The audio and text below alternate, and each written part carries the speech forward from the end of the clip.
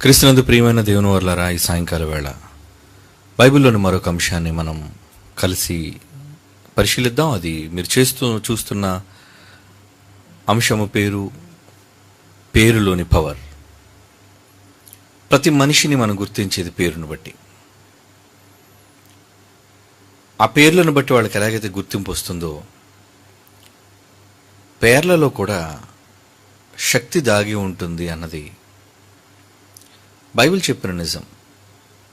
ఇది మీలో ఎంతమందికి తెలుసో నాకు తెలియదు, కానీ నేను చదివిన బైబిల్ను బట్టి పేరును బట్టి కూడా మనిషి జీవితంలో మార్పులు సంభవిస్తాయి. అలాని ఈరోజు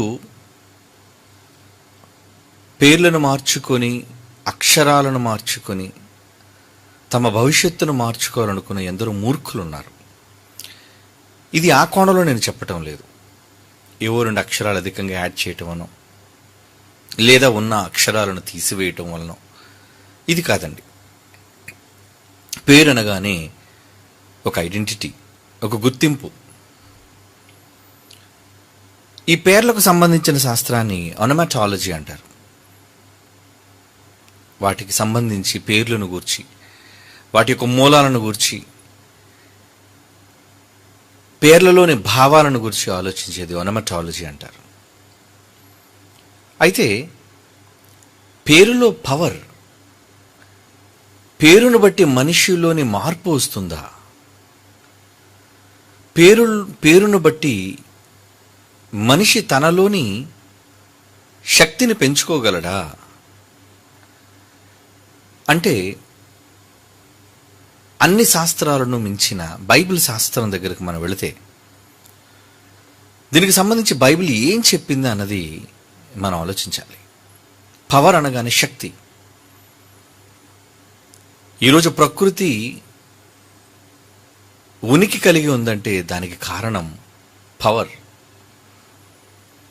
శక్తి లేనిదే ఏదీ లేదు. శక్తి లేకపోతే సమస్తం నిర్జీవం, నిర్వీర్యం. అలాంటిది ఒక పేరును బట్టి ఒక మనిషిలో శక్తి ఏ విధంగా ఉంటుంది, అతని బ్రతుకు విధానం ఎలా ఉంటుంది అనేది బైబిల్ను బట్టి, బైబిల్ కోణంలో దేవుడు చెప్పిన ఆలోచనను బట్టి మనం పరిశీలిద్దాం. ఆదికాండం బైబిల్ తెరిచి చూడండి. ఆదికాండం 17వ అధ్యాయం 4-5 వచనాలు చూడగలిగితే, విశ్వాసులకు తండ్రి అయిన అబ్రహాము మనకు తెలుసు. దేవుని మాటకు విధేయుడుగా, దేవుని గౌరవించి, దేవుని ఆరాధించే వ్యక్తిగా దేవుడు అతన్ని కనుగొన్నప్పుడు ఆయన గురించి ఏమి మార్పు చేయాలనుకుంటున్నాడో ఇక్కడ మనం చూద్దాం. ఆదికాండం 17వ అధ్యాయం 4-5 వచనాలు. దేవుడు అతనితో మాట్లాడి, ఇదిగో నేను నియమించిన నా నిబంధన, నేను నీతో ఒక నిబంధన చేశాను. నీవు అనేక జనములకు తండ్రి వగుదువు. నువ్వు కేవలం నీ సంతానానికి మాత్రమే కాదు, నీ గర్భాన పుట్టిన కుమారులకు మాత్రమే తండ్రివి కాదు, గాని అనేక జనములకు తండ్రి వగుదువు అని 5వ వచనంలో ఏమంటున్నారు చూడండి. ఇక మీదట నీ పేరు అబ్రాము. అబ్రాము అని పిలుస్తున్నారు ఎప్పటివరకు? అబ్రాము అని. నో, ఈ అబ్రాము అన్న పేరును మార్చాలనుకుంటున్నాను నేను. అలా మార్చి నిన్ను అనేక జనములకు తండ్రిగా నియమించితిని గనుక, నిన్ను నియమించాను అంటే నా డెసిషన్ మార్చుకున్నాను, నీ బాధ్యతను పెంచుతున్నాను, నీకు ఒక శక్తిని ఇస్తున్నాను. ఏంటా శక్తి? నీవు అనేక జనములకు తండ్రి. విశ్వాసానికి ఆధారం లేనప్పుడు విశ్వాసులకు తండ్రిగా పిలువబడే అబ్రహాము, అప్పటికే ఆయన వృద్ధాప్యంలోనికి వెళ్ళిపోయాడు. ఆయన భార్య గర్భం ఉడికిపోయింది. కనే శక్తిని ఆమె కోల్పోయింది, మృతతుల్యం అయిపోయింది. అలాంటి సమయాల్లో దేవుడు అబ్రహామును పిలిచి ఇసుకను చూపించాడు. ఆకాశ నక్షత్రాలను చూపించాడు. నువ్వు నమ్మితే అబ్రహాము ఇసుక రేణువులు, లెక్కింపలేని ఆకాశ నక్షత్రములు అంత పిల్లలను సంఖ్యలో నీకు ఇస్తాను అన్నాడు. అబ్రహాము నమ్మాడండి. అప్పటికి ఒక కుమారుడు కూడా లేడు, అప్పటికి ఒక్క వారసుడు కూడా ఆయనకి లేడు, అసలు పుడతారో పుట్టరో కూడా ఆయనకు తెలియదు. ఆ మాట నమ్మాడు. నమ్మినందుకు అతని డెస్టినీ, అంటే అతడు ఏం కావాలో అన్నది దేవుడు నిర్ణయించి, నువ్వు నచ్చావు, నీ క్రియలు నచ్చాయి, నువ్వు నాకు విధేయత చూపించావు గనుక నిన్ను అనేక జనములకు తండ్రిగా నియమిస్తున్నాను, అందుకు నియమించితిని గనుక నీ పేరు అబ్రహాము అనబడని అంటున్నాడు. చూడండి, పేరు చేంజ్ చేశాడు. అప్పటి వరకు అతడు జస్ట్ ఒక అబ్రాము, అందరి వలె ఒక సామాన్యమైన ఒక తండ్రి. కానీ నేను నిన్ను ఎంపిక చేసి నీ పేరులో మార్పు చేయాలి. ఏమండి, అబ్రాహాముని విడిచిపెట్టేయచ్చు కదా, ఎందుకు అబ్రహాము అనాలి? ఏమండి, శక్తి ఇచ్చేది దేవుడు, అతని గర్భాన్ని పండించేది దేవుడు, అతని తరువాత జనాంగాలను రప్పించేది దేవుడు. ఇవన్నీ దేవుడైనప్పుడు అతని పేరులో మార్పు ఎందుకు జరగాలి? అది మీరు ఆలోచించాలి. అతని పేరులో ఎందుకు మార్పును చేయాలి దేవుడు? అవును, నీ మార్పే నీ భవిష్యత్తుకు పునాది. నీ మార్పే, నీ పేరులోని మార్పే నీ పురోగతికి లేదా నీ అభివృద్ధికి అది ఒక ప్రతీకగా నీ పేరు కనబడాలి. అది దేవుని ఉద్దేశం. ఏ పేరైతే నాకేంటి నాన్న, నీ పేరును బట్టి కాదు, నా శక్తిని బట్టి నిన్ను అనేక జనములకు తండ్రిగా చేస్తున్నాను అనలేదండి ఆయన. నిన్ను అనేక జనములకు తండ్రిగా నేను నియమించితిని గనుక, 5వ వచనం, నీ పేరు అబ్రహాము అనబడును అంటున్నాడు. చూడండి, అంటే అతను దేవుని కాన్సెప్ట్ మీరు ఆలోచించాలి, దేవుని యొక్క ఉద్దేశం. నెహెమ్యా గ్రంథం 9వ అధ్యాయం 7వ వచనం, పరిశుద్ధాత్మ దేవుని ద్వారా రాయిస్తున్న మాటలలోని ఆంతర్యం ఏంటది? నెహెమ్యా గ్రంథం 9వ అధ్యాయం 7వ వచనం, దేవా యెహోవా అబ్రామును ఏర్పరుచుకొని, అబ్రామును హా లేదు అక్కడ, అబ్రామును ఏర్పరుచుకొని కల్దీల ఊరు అను స్థలము నుండి యువతలకు అతను రప్పించి అతనికి అబ్రహామును పేరు పెట్టినవాడు నీవే కదా. నువ్వే కదయ్యా పేరు మార్చావు. ఒక ప్రవక్త అయిన నెహెమ్యా కూడా అతని పేరు మార్పులోని ఉద్దేశాన్ని మరలా ప్రస్ఫుటంగా చెబుతున్నాడు. అంటే పేరు మార్చినందుకు అనేక జనములకు తండ్రి అయ్యాడు. పేరులో మార్పు జరిగించాడు దేవుడు. నువ్వు పేరు మార్చేసుకుంటే, ఈరోజు చాలా మంది పిచ్చోళ్ళు ఉన్నారండి, మా పేర్లను మేము మార్చుకుంటే మా భవిష్యత్తు మారిపోతుంది అని ఒక మూఢ ఆచారంలో, మూఢ నమ్మకాల్లో ఉన్నారండి వాళ్ళు. ఏమంటే మీ పేరులో దోషం ఉందండి అంటాడు. మరి ఏం చేయాలి? పేర్లో ఇంకొక 2-3 అక్షరాలను యాడ్ చేయాలండి అంటాడు. అదొక రకమైన మూఢశాస్త్రం. కానీ బైబిల్ దైవికంగా చెబుతుంది ఏమని? నీవు అతను రప్పించావు, అబ్రామును ఏర్పరచుకున్నావు, ఊరని స్థలము నుంచి యువతలకు రప్పించి అతనికి అబ్రహాము అని పేరు పెట్టావు. అబ్రాము అంటే ఉన్నతమైన తండ్రి మాత్రమే, నువ్వు గొప్ప తండ్రివి. కానీ అబ్రహాము అనటంలో దాని భావం ఏంటో తెలుసా? నువ్వు అనేక జనములకు తండ్రివి. చూసారా? అంటే దేవుడు అతని జీవితంలో ఎలాంటి మార్పును తీసుకొచ్చాడో. అందుకే 1000 సంవత్సరాలు గతించిన ఎప్పటికీ మనం అబ్రహాము పిల్లలం. మీరు కూడా, నాట్ ఓన్లీ ఇజ్రాయలైట్స్, కేవలం ఇశ్రాయేలీలు మాత్రమే కాదండి అబ్రహాముకు పిల్లలు, వారసులు. బైబిల్ ఆ మాట కూడా ఉంది. గలతీయులకు రాసిన పత్రిక చూడండి. గలతీయులకు రాస్తున్న పత్రిక 3వ అధ్యాయం, గలతీ పత్రిక 3వ అధ్యాయం 29, గలతీ పత్రిక 3వ అధ్యాయం 29, మీరు క్రీస్తు సంబంధులైతే మనం క్రీస్తును నమ్మిన వారం గనుక ఆ పక్షమందు అబ్రహాము యొక్క సంతానమయ్యుండి వాగ్దాన ప్రకారము వారసులయ్యున్నారు. ఏమండి, మనం కూడా ఇన్ని సెంచురీస్ గడిచిన తర్వాత, ఇన్ని శతాబ్దాలు గడిచిన తర్వాత, ఇన్ని వేల సంవత్సరాలు గడిచిన తర్వాత భూమి మీద యేసుక్రీస్తు వారిని నమ్మిన కోట్ల మంది ఈరోజు ఈ తరంలో ఉన్న వాళ్ళందరూ కూడా ఎవరి పిల్లలు అంటున్నాడండి? We are all Sons of Abraham. అంటే అబ్రహాము యొక్క పిల్లలు. ఎక్కడ క్రీస్తు పూర్వం సుమారు 2000 సంవత్సరాల కాలంలో జీవించిన అబ్రహాముకు ఇచ్చిన మాట, అతనికి మార్చిన పేరు, ఆ పేరులో ఉన్న శక్తి. ఈరోజు నీవు నేను కూడా మనమంతా అబ్రహాము పిల్లలం. పరదేశులో చనిపోయిన వాళ్ళందరూ అబ్రహాము రొమ్మును ఆనుకోవడానికి తీసుకువెళ్ళడం ఏంటండి? ఏంటి అనుకున్న గొప్పతనం? చూసారా అతని డెస్టినీ ఎలా మారిందో? ఒకప్పుడు పిలిచినప్పుడు కల్దీల దేశం నుంచి, ఊరనే ప్రాంతం నుంచి అతను పిలిచినప్పుడు అతను జస్ట్ ఒక అబ్రాము అంతే. కానీ ఇప్పుడు అబ్రహాము. దేవుడు పేరు మార్చాడు గనుక అబ్రహాము జీవితం మారిపోయింది. దేవుడు ఎందుకు మార్చాలి అనుకున్నాడు? అబ్రహాము విధేయుడు గనుక. అబ్రహాము దేవుడు మెచ్చినవాడు, దేవునికి విధేయత చూపినవాడు గనుక. మనిషి నచ్చాలి. దేవుడు బలవంతంగా ఎందుకు పేరు మారుస్తాడు? మనిషి నచ్చితేనే దేవుడు అతని పేరును మార్పు చేస్తాడు. మార్పు చేశాడో అతని భవిష్యత్తు మారిపోయినట్టే. ఏంటి ఆయనకున్న ఆధిక్యత? ఏంటి అబ్రహాముకున్న గొప్పతనం? ఈరోజు భూమి మీద ఉన్న సంతతి అంతా అబ్రహాము సంతతి అని పిలువబడుతుంది. అంటే ఏమండి, మనం క్రైస్తవులుగా మనం అబ్రహాం పిల్లలు అనుకుంటున్నామండి. ప్రపంచంలో అత్యధిక జనాభా క్రిస్టియానిటీ.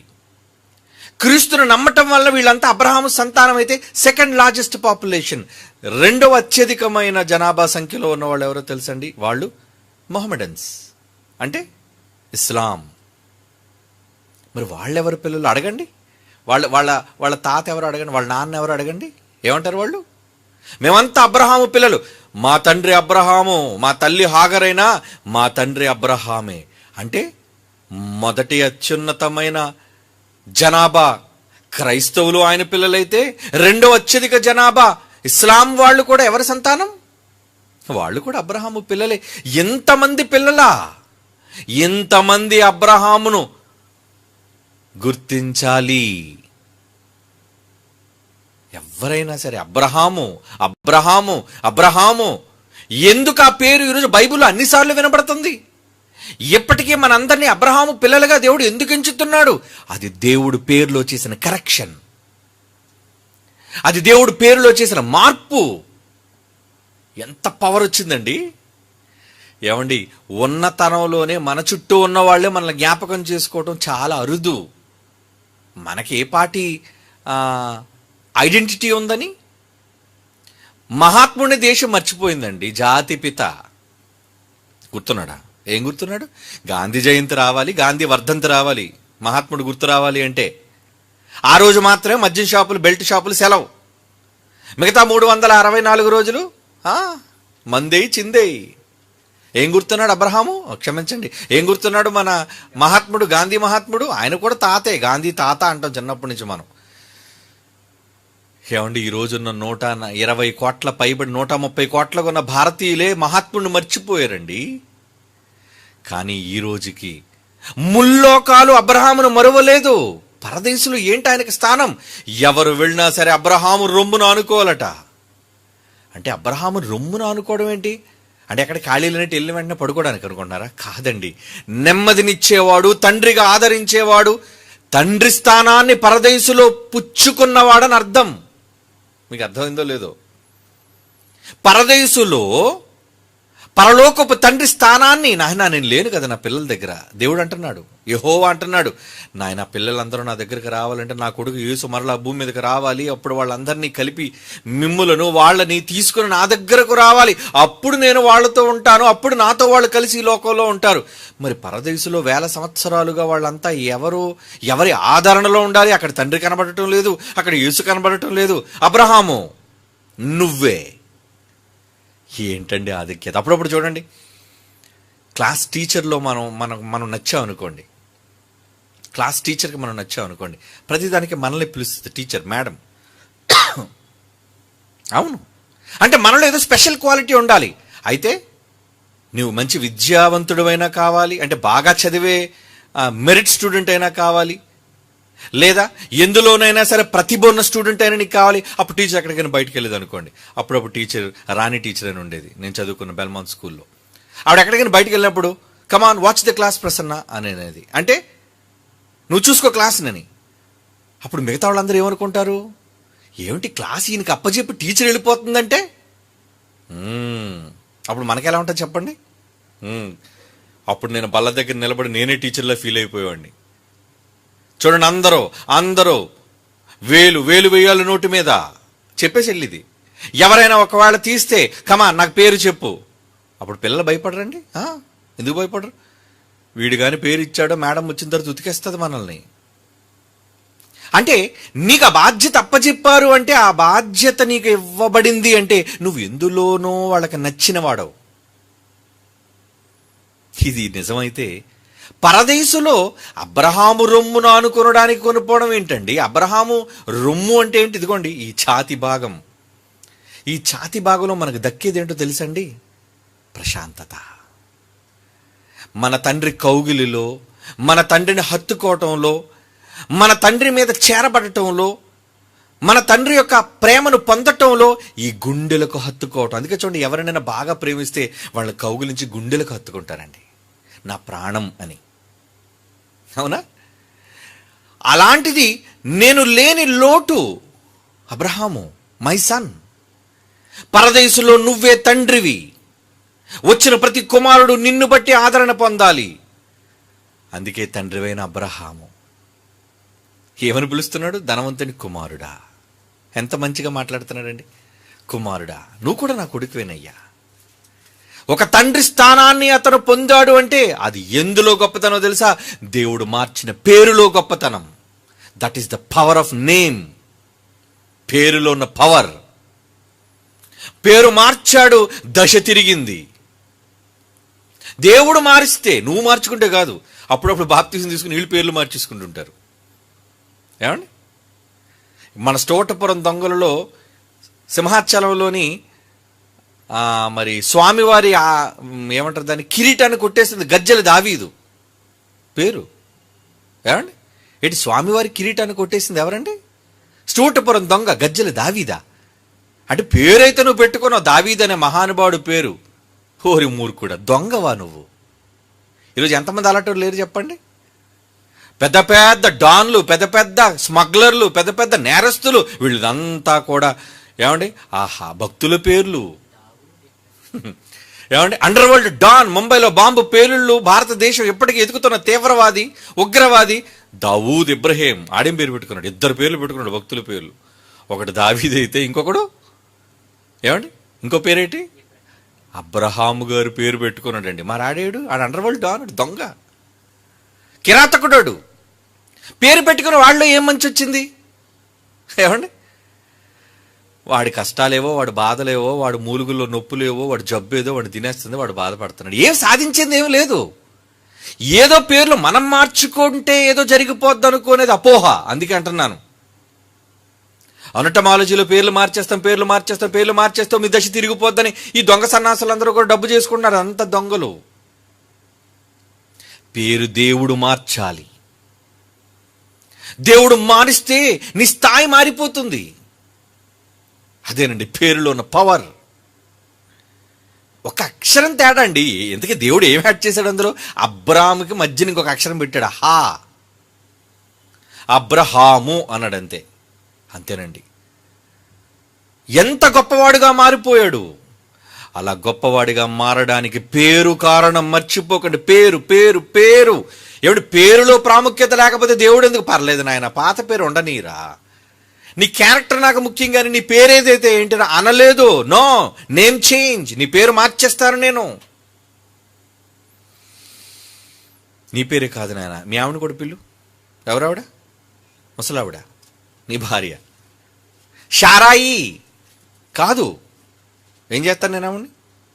అమ్మా, నీ పేరు ఇక షారాయి అనబడదు, నీ పేరు షారా. చూద్దాం ఆ మాట కూడా. ఆదికాండం అదే 17వ అధ్యాయంలో 15-16 వచనాలు చూడండి. ఆదికాండం 17వ అధ్యాయం 15-16 వచనాలు. మరియు దేవుడు నీ భార్య అయిన శారాయి పేరు శారాయి అనవద్దు, ఎందుకంటే ఆమె పేరు శారా మార్చాను నేను ఆమెను ఆశీర్వదించి గర్భాన్ని పండిస్తున్నాను. హాగర్ని ఆశీర్వదించలేదు, నేను శారాని ఆశీర్వదించాను. ఆమె వలన నీకు కుమారుని కలుగజేసేదను, నేను ఆమెను ఆశీర్వదించేదను. ఆమె జనములకు తల్లి అయ్యుండును. జనములకు తల్లి, జనముల రాజులు ఆమె వలన కలుగుదురని అబ్రహాముతో చెప్పెను. రాజులు రావాలి అంటే ఆ గర్భవాసము నుంచే రావాలి. ఎందరు రాజులు వచ్చారండి ఇశ్రాయేలీలో, ఎందరు రాజులు.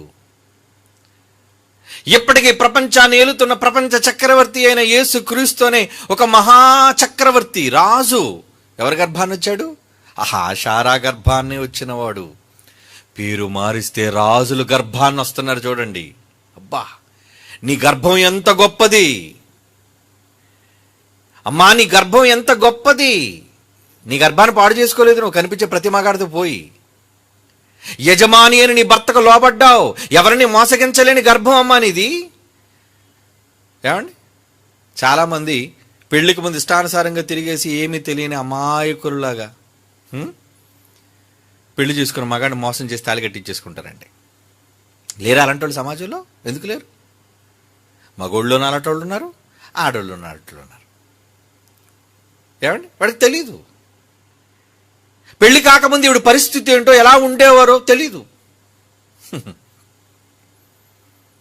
దేవుడు ఏం చేస్తున్నాడు చూస్తున్నాడు. నువ్వెలా ఉన్నావు.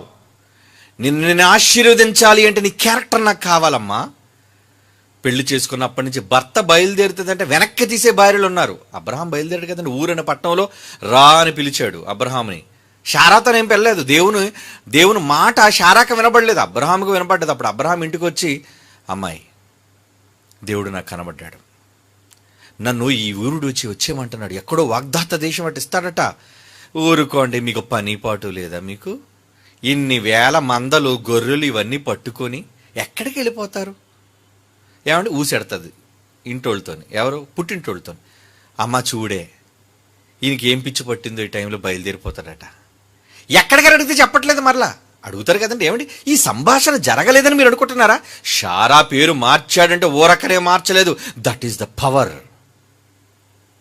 ఊరకనే పేరు గొప్పతనం రాదు. నువ్వేదో శారా అని పేరు పెట్టుకున్నంత మాత్రం ఉత్తమరాలు కావు.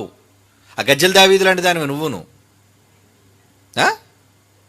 పేర్లు పెట్టుకున్న ఉత్తమరాళ్ళు అందరూ కాదు. ఆ పనికి మాలిన దౌర్భాగ్యాల కోసం మనం చెప్పని చూసారు. సమంత రూత్ ప్రభు అట. పనికి మాలింది. బైబిల్లోని పవిత్రురాండ్రైన భక్తురాండ్ర పేరు పెట్టుకొని నీ వేషం ఏంటి, నీ భాష ఏంటి, నీ నృత్యాలు ఏంటి? దౌర్భాగ్యురాలు. వేరొకరి కోసం అంటలేదు. Christian, because you are a Christian. నువ్వు క్రీస్తును అవమానించి ఆ పేరును అవహేళన చేస్తున్నావు. నువ్వు తప్పు. పెట్టుకో, పోకిరి పేర్లు పెట్టుకో బయటికి పోయి. ఆ మాత్రం దాన్ని క్రైస్తవురాలు నువ్వెందుకు చెప్పుకుంటావు? నీకు పేరు పెట్టి నీ తల్లిదండ్రులకు సిగ్గు లేదు. వాళ్ళంతా ఎవరు? గుడిలో భజన చేసే దొంగ క్రైస్తవులు వాళ్ళంతా. ఎక్కడ చూడండి, తెల్లవారు లెగిస్తే ఆ దరిద్ర పాట ఎక్కడో వినబడుతుంటుందండి. మీరు నమ్మరండి, పిచ్చికోపం వచ్చేస్తుంటుంది నాకు ఆ పాట వింటుంటే. పిచ్చికోపం వచ్చేస్తుంటుంది ఆ పేరు. చిన్న చిన్న పనికి మాలిన, ఏమంటే ముక్కు పచ్చలారిని చిన్న పిల్ల నోటు అప్పుడు అదే పాట. మొన్న ఒక వీడియో చూసారండి, ఆశ్చర్యపోయినండి బాబు. ముక్కులో ఆటల్లోని నోట్లలోని పెట్టేసి ఆవిడ ఐసీలో ఉందండి, పాట పాడుతుందండి ముసలిది. నాకు ఇంకా బీపీ వచ్చిందండి. మీరు చాలామంది సోషల్ మీడియాలో చూసే ఉంటారు, వైరల్ కదండి. అలాంటివే చూస్తాం ముందు మనం. అలాంటి పాటకు నృత్యం చేసిన ఈ పనికి మాలిన స్త్రీని ఏమనాలి? నువ్వు అక్కినేని వంశమా? నీ దరిద్రం వదిలిపోయింది నిజంగాలికి. నువ్వేం క్రైస్తవురాలివి? పేరు మళ్ళా పెట్టుకున్నావు ఏమని? రూత్ అని. ప్రభు, యేసు ప్రభుకి ఎసరు పెట్టావు తల్లి నువ్వు. నీలాంటి వాళ్ళని చూచి సిగ్గుపడుతుంది క్రైస్తవ్యం. ఎందుకు మీలాంటి వాళ్ళు క్రైస్తవులను చెప్పుకుంటారు? వదిలేయండి దిక్కుమని, మేము క్రైస్తవులు కావని చెప్పుకొని మీ వచ్చినట్టుగా ఊరి మీద తిరగండి, నష్టమేమీ లేదు. పవిత్రమైన పేర్లు ఎందుకర్రా పాడు చేస్తారు? పేరులో ఉన్న శక్తులు మీకు తెలియదు. దేవుని పిల్లలారా, షారా గురించి మనం మాట్లాడుకుంటున్నాం. ఏమని? ఇంటి దగ్గరికి వెళ్ళి అమ్మ దగ్గరికి ఊసు పెట్టి, చూడమ్మా ఎవరో కనబడ్డారట, ఎక్కడికో రమ్మంటున్నారట. ఎక్కడికండి నేను అడిగితే ఎక్కడికో చెప్పలేదు. ఎందుకంటే అబ్రహాం కూడా అడిగాడు కదండి. అడిగాడా? రమ్మంటే ఎక్కడికి అని అడిగాడా? తానెక్కడికి వెళుతున్నానో అన్న విషయాన్ని చెప్పకుండానే, తెలియకుండానే బయలుదేరిపోయేటండి. ఆ మాట ఉంటుంది బైబిల్లో. వచ్చేయంటే అలాగే నాన్న వచ్చేస్తున్నాను. అబ్బా, వాట్ ఎ వండర్ఫుల్ ఒబీడియన్స్! ఎంత మంచి విధేయత! అలాంటి విధేయుడైన అబ్రహాముకి ఎంత విధేయురాలైన భార్య! ఏంటా విధేయత? చూడు, ఉదయానికల్లా మొత్తం టెంట్లో ఉన్న సామాన్లని మూట కట్టేది. టెంట్లే కదండి వాళ్ళు. మొత్తం మూటా ముళ్ళు అన్ని కూడా సంచులు కట్టేయి, బయలుదేరిపోవాలి. ఇదేంటండి ఇంత సడన్గా చెప్తున్నారు? ఏమంటే మీరు వెళ్తే అలా నేను మాత్రం రానండి. ఏంటి, నా బంధువులందరూ ఇక్కడ ఉన్నారు, నా వాళ్ళందరూ ఉన్నారు, నా బీరకాయ పీచ్ అంతా ఎక్కడ ఉంది, పీచునంతా తెంపుకొని ఎలా రమ్మంటారు అని అనలే. షారా గురించి ఏం మాట రాయబడింది? యజమాని. ఎలా పిలిచిందటండి భర్తని? మై లార్డ్, యజమాని. 1 పేతురు పత్రిక 3వ అధ్యాయం 6వ వచనంలో అండి ఎలా పిలుస్తుంది ఆవిడ?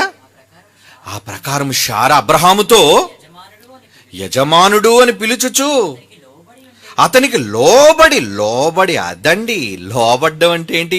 భార్యలు లోబడ్డం అంటే ఏంటి? ఏమనుకుంటున్నారు లోబడ్డం అంటే? నటించడం కాదు. ఏ అమ్మాయి చెప్పు, ఇది కాదు. ఓవర్ యాక్షన్ వద్దు. చాలా మంది ఇలాంటి ఓవర్ యాక్షన్ చేస్తుంటారు. వెళ్ళిపోయిన తర్వాత అనుభవించు రాజా అలా ఉంటారు వాళ్ళు. ఇంట్లో పోయాడు రా శనీశ్వరుడు గదిలోంచి మనకి, మళ్ళీ సాయంత్రం వరకు రాడు.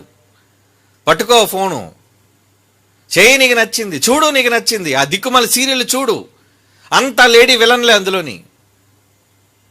అంతా ఒకరితో ఒకరు కుటుంబాలకు కలహాలు, గొడవలు. నీ కుటుంబంలోని గొడవలే పోర్లు సరిపోక మళ్ళీ ఊరి మీద ఉన్న ఆ సీరియల్లో తగులని నీకెందుకే తల్లి? ఏమండి ఇలాంటి ఆడలు లేరు అనుకున్నారా? అబ్బో, ఎందుకు లేరు? అమ్మలక్కలు, వృద్ధ స్త్రీలు, ముసలావిడికే చచ్చిపోయి చావు బతుకులు ఉన్నదానికే పాట ఎక్కేసి పాట పాడుతుంది అంటే హంచేస్తుంది పాట. నాకు ఈయడానికి కూడా ఇష్టం లేదండి, చూపిద్దాం అనుకుని ఆ పాట చూపించడానికి మళ్ళీ వీలు లేదు ఇక్కడ. అసహ్యం. దేవుని పిల్లలారా, షారా నిజంగా ఆ పేరును మార్చాడు అంటే ఎందుకు? పేరు నాయన అబ్రహాం నీ పేరు మార్చాను ఆయన, నువ్వు చాలు, మీ ఆవిడ పేరు నేనే మార్చని అవసరం లేదు అనుకోలేదు. నో, నువ్వెంత ఉత్తముడువో నిన్ను వెంబడించే నీ భార్య కూడా అంత ఉత్తమురాలు. తల్లండి, షారా తల్లి. అందుకే వెళ్ళిపోమని చెప్పినప్పుడు దేవుడి దగ్గరికి వచ్చి అబ్రహాం అంటున్నాడు, ఏంటి షారా పంపించేయమంటుంది, ఏం చేయమంటావు? నీ భార్య చెప్పింది చేయిపో అన్నాడు. మీ ఆవిడ చెప్పినట్టు చెయ్యి. ఏంటి భార్యకు లోపడమంటున్నాడు? భార్య చెప్పింది నిజం, చేయి. అలాగా షారా చెప్పు ప్రతి విషయములో ఆమె మాట విను అనేశాడు. ఆదికాండం 21:12 దేవుడిచ్చాడు శాసనం. పెళ్లి చేసుకోమన్నప్పుడేమో దేవుడి దగ్గర ఎంక్వైరీ లేదు నీకు. ఏమంటే నా దాసితో పోన్నప్పుడు మాత్రం దేవుడి దగ్గర ఎంక్వైరీ చేశాడా?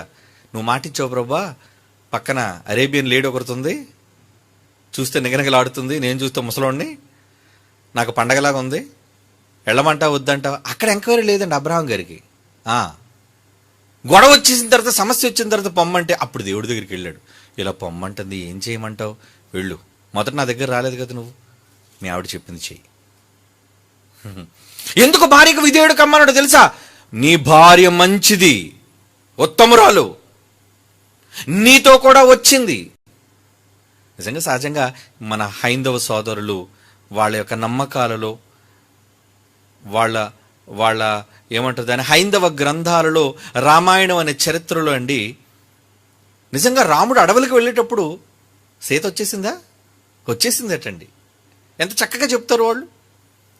అంటే భర్తకు విధేయురాలు.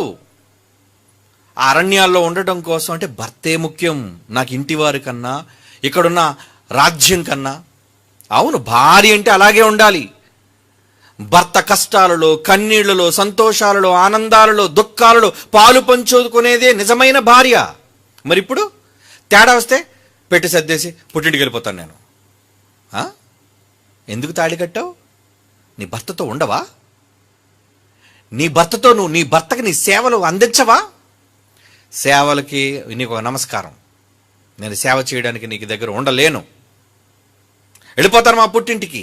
ఈరోజు ఎంతమంది భార్యలు అలాగే వెళ్ళిపోతున్నారు. వాళ్ళ పేర్లు గొప్ప అనుకున్నారేంటి? తర్వాత ఉంటుందండి పాఠంలో, వాళ్ళ పేర్లు ఎంత అసహించుకున్నాడు దేవుడు. ఛీ, నీ పేరు చెప్తే కడుపులు తిప్పుతుంది, ఆపేయ్ అంటాడు దేవుడు.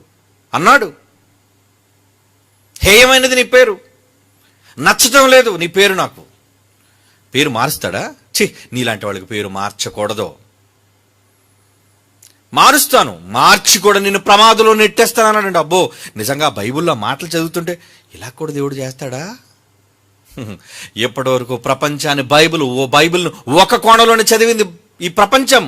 బట్ సరికొత్త కోణంలో బైబిల్లో ఉన్నది ఉన్నట్టు పరిశీలించి పరిశోధించి ప్రకటించడం ఆరంభించింది one and only Bible open university India international in the entire world. ప్రపంచంలో ఒకే ఒక్కటి, దట్ ఈస్ క్రైస్ట్ చర్చ్, క్రీస్తు సంఘం.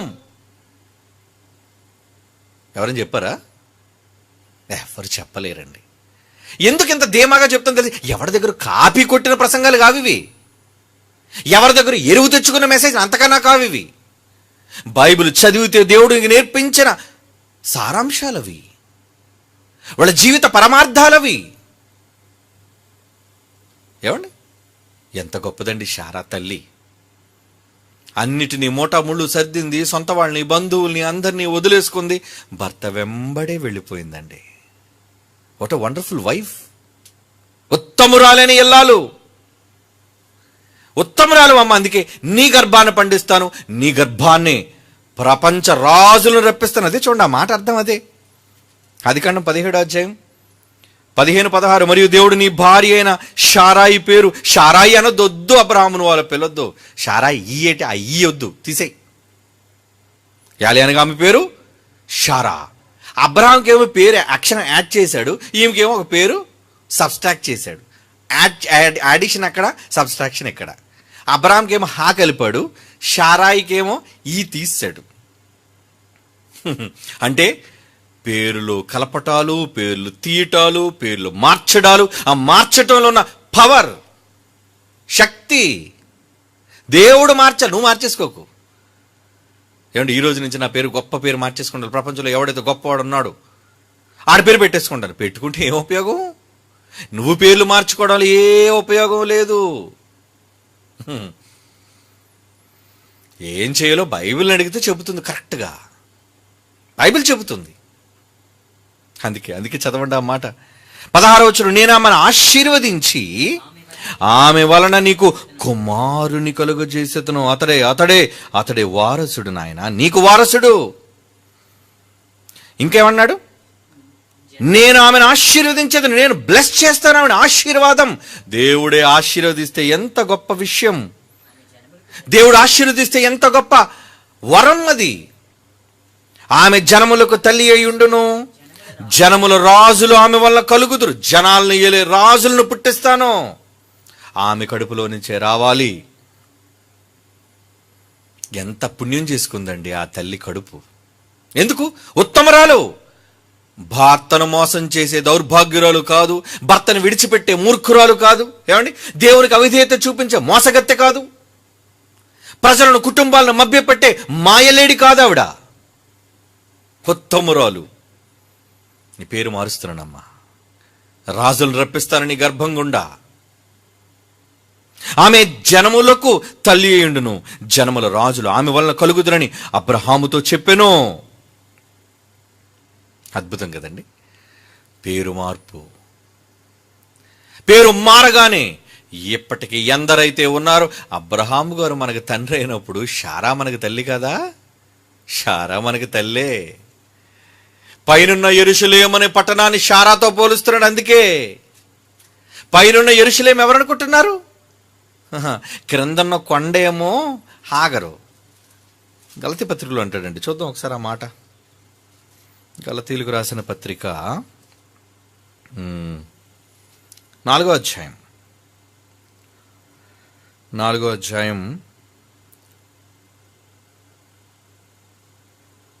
24. ఈ సంగతిలో అలంకార రూపకముగా చెప్పబడి ఉన్నవి. ఈ స్త్రీలు 2 నిబంధనలై ఉన్నారు. వాటిలో ఒకటి సేనాయి కొండ సంబంధమైనది, దాస్యములు ఉండుటకు పిల్లలను కనును. ఇది హాగరు. ఈ హాగరు అన్నది అరేబియా దేశములోని సేనాయి కొండయే.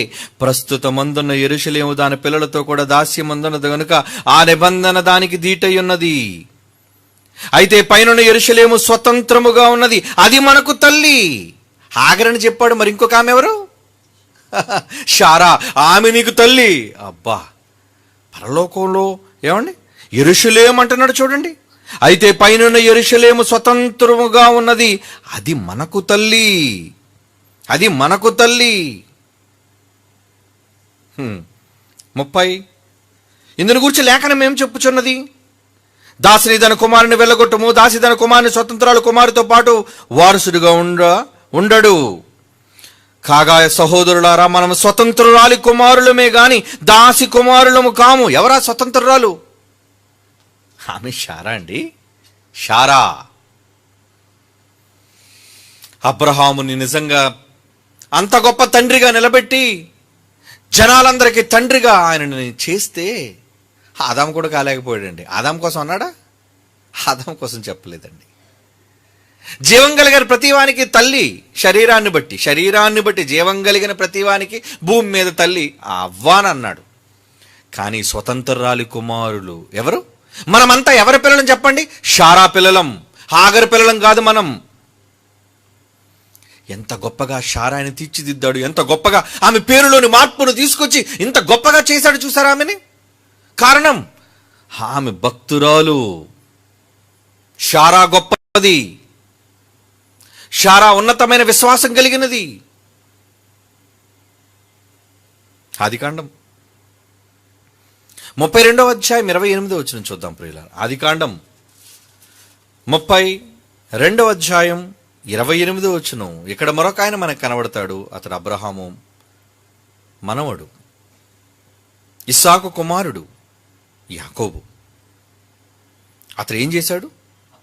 అప్పుడు ఆయన, నీవు దేవునితో మనుష్యులతో పోరాడి గెలిచితివి గనుక ఇక మీదట నీ పేరు ఇశ్రాయేలే గాని యాకోబు అనబడదని చెప్పాను. ఇజ్రాయేల్, ఏల్ అంటే దేవుడు.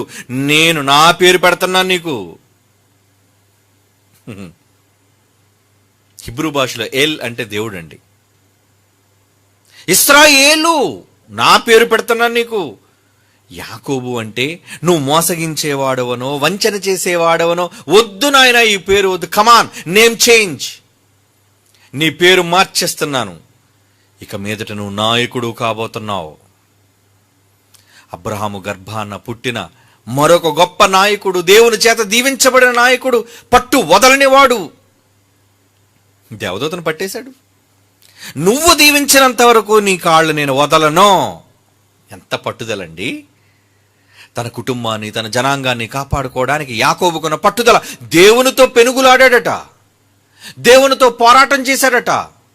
ఏమండి, దేవుని సాధించడానికి ఎంత తెగించి ప్రయత్నం చేశాడండి.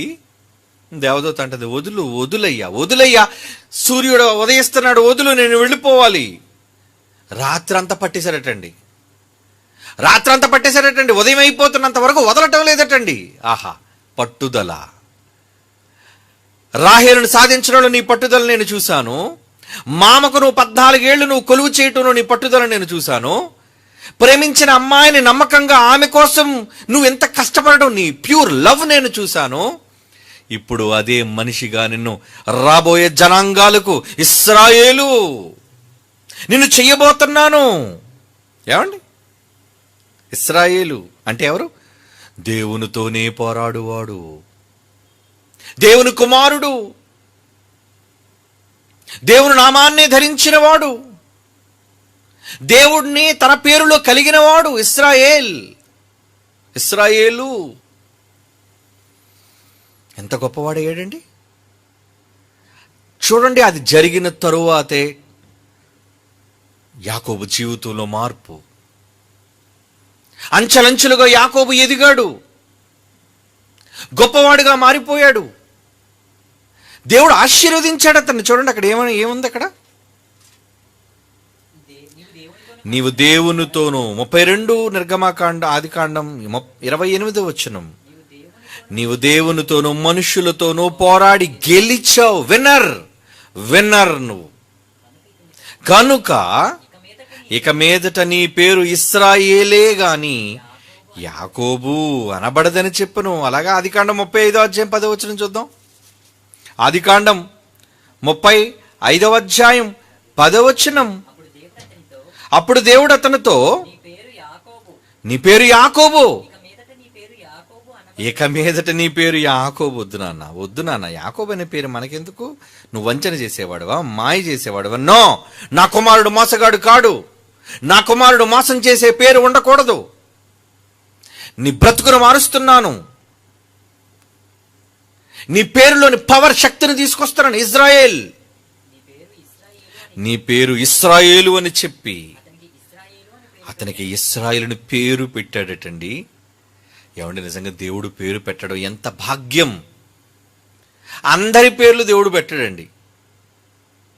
నిజంగా భూమి మీద అతి తక్కువ మందిని దేవుడు ఎంపిక చేసి పరలోకములో దేవుడే పేర్లను నిర్ణయించి వారికి నామకరణం చేశాడు అంటే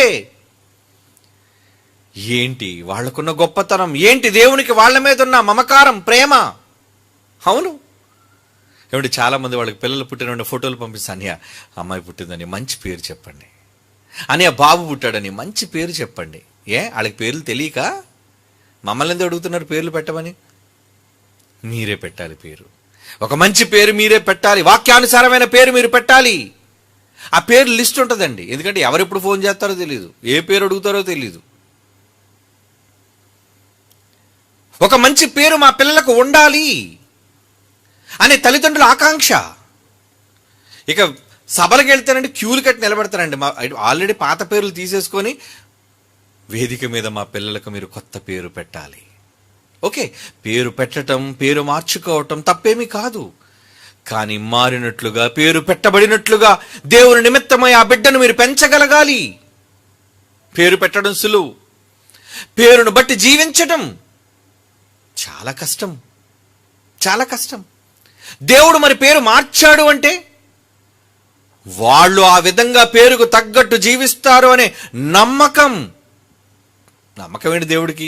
ఫ్యూచర్ చూశాడు, ఎలా ఉందో వీడి ఫ్యూచర్, పేరు మార్చిన తర్వాత ఎలా ఉన్నాడు. ఎస్, వీడు నమ్మకంగా ఉన్నాడు, సో వీడికి పేరు తగును, ఈ పేరుకు వీడు అర్హుడు. అంటే పేరును బట్టి భవిష్యత్తు మారిందా, భవిష్యత్తును బట్టి పేరు పెట్టాడా? ఏమండి, పేరును బట్టి భవిష్యత్తు మారిందా? బాగా ఆలోచించండి. దేవుడు పెట్టిన పేరును బట్టి ఇతని భవిష్యత్తు మారిందా, లేదా ఇతని భవిష్యత్తును బట్టి దేవుడు పేరు మార్చాడా? దేవుడు పేరు మార్చటం, అతని భవిష్యత్తును చూడటం రెండు. అందులో ముఖ్యంగా భవిష్యత్తులో నిన్ను చూచినప్పుడు నువ్వు ఆయనకు నచ్చావు గనుక నీ పేరులో పవర్ ఇస్తానా, ఇంకా పవర్. నీ పేరు ఫేమస్ అవ్వాలి. ఎప్పటికీ చూడండి, పేరు కోసం ప్రాకులాడాలి. ఎందుకు ఇప్పుడు యూట్యూబ్లోని సోషల్ మీడియాలో ఎందుకు ప్రతివాడు తెర మీదకి ఎందుకు వస్తాడంటే వాడు ప్రపంచానికి కనబడాలి, ఇంక్లూడింగ్ క్రిస్టియన్ ప్రసంగికులతో పాటు వాళ్ళు కనబడాలి ప్రజల మధ్య. నేను పలానా అని ప్రజలు గుర్తించాలి. ఇదంతా కూడా మాకు గుర్తింపు కావాలి. మనుష్యుల మధ్య గుర్తింపు కోసం ఆరాటపడి అరులు చాచి ఈ దౌర్భాగ్యమైన సమాజం దేవుని దృష్టిని నేను అలా ఆకర్షించాలి, దేవుడు నా పేరును గుర్తించాలి అనే ఆలోచన వాళ్ళకి లేదండి. ఎంతసేపు ప్రజల మెప్పు, ప్రజలు ఘనపరచడం వీళ్ళకి కావాలి, ప్రజల గుర్తింపు వీళ్ళకి కావాలి, ప్రజల మధ్య నేను సెలబ్రిటీ అయిపోవాలి. కోట్ల మంది ప్రజలు నిన్ను సెలబ్రిటీ చేసిన దానివల్ల నీకే ప్రయోజనం లేదయ్యా. కానీ నువ్వు దేవునికి సెలబ్రిటీ కావాలి. దేవుని కోసం నువ్వు ఒక గొప్ప వ్యక్తిగా కనబడాలి. దేవుడు నిన్ను ఒక గొప్ప వ్యక్తిగా, ప్రముఖమైన వ్యక్తిగా గుర్తించాలి. గుర్తించాడు అంటే పేరును మారుస్తాడు. ఎవరికి మారుస్తాడు? ఏమండి, అప్పుడైతే దేవుడు వాళ్ళతో మాట్లాడాడండి, పేర్లు మార్చాడండి. మరి మా సంగతి ఏంటండి? మీ పేర్లు కూడా మార్చబడతాయి. అదే సబ్జెక్టు. మీ పేర్లు కూడా మార్చబడుతున్నాయి. కానీ మార్చాడా లేదా ఎలా తెలుస్తుంది? ఎలా అండి తెలుస్తుంది? అది తెలియాలి అంటే నెక్స్ట్ క్లాస్, టైం అయిపోయింది కదా, నెక్స్ట్ క్లాస్లో మాట్లాడుకుందాం. కళ్ళు మూసుకోండి, ప్రార్థన చేసుకుందాం. పరిశుద్ధమైన తండ్రి, నాయనా, తల్లి గర్భాన్న పడినది మొదలుకొని మమ్మలను గుర్తించి, మమ్మలను సేదదీర్చి, మమ్మల్ని నడిపించి, గర్భమందు ప్రాపకము చేసి, మాకు శరీరాన్ని నిర్మించి, మీ కన్నులతో చూసే గొప్ప ధన్యతను మేము పొందినందులకు మీకు కృతజ్ఞతాస్తుతులు చెల్లించుచున్నాము నాయన. మా పేరు మీరు పెట్టాలి. అనేక మంది నీ ప్రియమైన పిల్లలకు పేరులోని మార్పు చేసినట్లుగా మా పేర్లను కూడా మార్చండి తండ్రి. మీకు విధేయులుగా ఉండాలి అనుకుంటున్నాం. ఈ శరీరంలో ఊపిరి ఉన్నంత వరకు మీ కొరకే బ్రతకాలి అని తపన పడుతున్నవాడు. మనుషులు గుర్తింపు కోసం మేము ఆరాటపడటం లేదు, కానీ మాకు జన్మనిచ్చి ఊపిరినిచ్చిన మా కన్న తండ్రి అయిన మీ గుర్తింపు మాకు కావాలి. మీ కనుదృష్టి మాపై పడాలి. దయించి నీ ప్రియమైన పిల్లలుగా మీ కుమారుడు ద్వారా మమ్మల్ని స్వీకరించినందుకు ధన్యవాదాలు. అందుకు మా పేర్లను కూడా మార్చండి తండ్రి. మా పేర్లను మార్చటం వలన భవిష్యత్తులో మీ నామాన్ని ఘనపరిచి మీ పేరును ప్రపంచంలోనే ఉన్నతమైనదిగా చూపించే గొప్ప వరాన్ని నీ పిల్లలుగా, నీ దాసులుగా, నిష్ప్రయోజనమైన సేవకులుగా మాకు అనుగ్రహించవలసిందిగా మిక్కిలి వినయంతో వేడుకుంటూ క్రీస్తు యేసు వారి అమూల్యమైన నామములు ఈ ప్రార్థన మీకు సమర్పించి వేడుకొనుచున్నాము తండ్రి. ఆమేన్.